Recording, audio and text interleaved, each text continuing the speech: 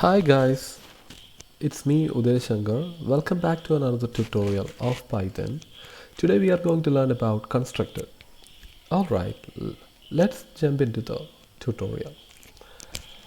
Okay, here I have a very basic class, same like what I created before. And if I execute it, it's finishing the code without any errors.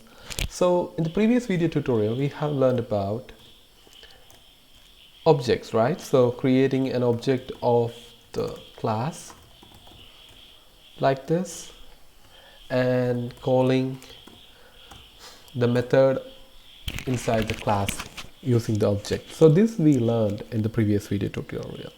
So today we are going to learn about constructor, and constructor is like a built-in method which will execute as soon as you create an object of the class. For example, I'm going to create a constructor now. So creating a constructor is really easy. You can just type definition and underscore init underscore, and then inside the inside the round bracket you can just add self, and then can add pass. I'm not adding any code into it. So this is how you can create a constructor, and it is a predefined method which execute as soon as you create an object of the class. So you don't have to call a constructor separately. As soon as you create this object, this init constructor will execute. I can just try debugging it, and you can see that as soon as this object is created, it jump into this position. That means it's executing automatically. So we can make it a little bit easy to understand. So I'm printing it to code. Okay. So if I execute this one, you can see that it's saying constructor called. That means it's executing as soon as I create this object of this specific employee class. So from this you can understand that this constructor will execute automatically, right?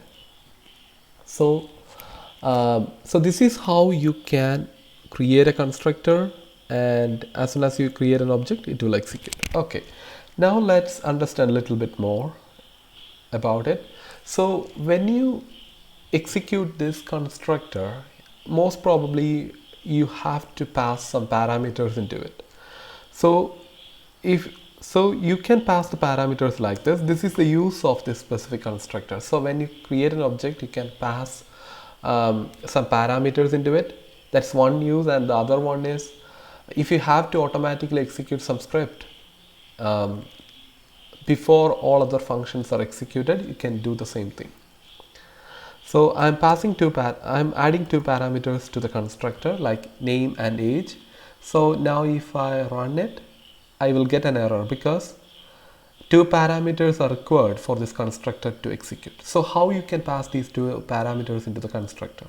You can pass it this way, like when you create an object, you can just pass those parameters.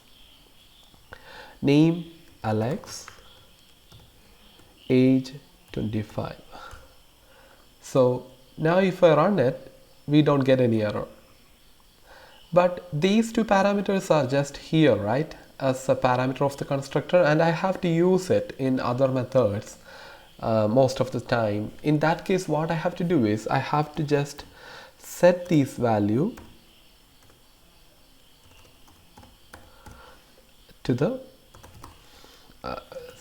to another variable, name, and then self.age equal to age.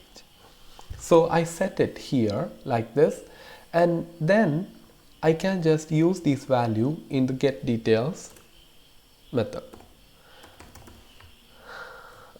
like this, self dot name. So if I now run it, we don't get anything because I'm not calling this method, right? This is the method which will print this result. So employee dot get detail. And if I run it now, you can see that the name Alex is printed here. So this means, so once you pass the parameters to the constructor and you can set those parameters into another variable like this, and all other methods in your code can reuse these two values in it. So if I create another method, I'm changing the method name a little bit, and now if I call the same method like this, here I'm going to print age. If I run it, you can see that Alex and 25, because both these values got executed. So I can even pass these value to the get detail function, but that time this parameter will be available only for this method. So if you have to reuse it, and this is the best way, even if you pass it to this method, we can make it reusable for other methods by assigning it to another variable and all, but that is not a good way. If you have to use some global variables for all method, then you have to pass it this way. So this is the better way. Like, you don't have to pass these value to each of these methods separately. Instead, you can first send it to the constructor and assign it to the self like into another variable which can be accessible to other methods, and then the other methods can reuse it. So this is how you can build a constructor and pass parameters into it.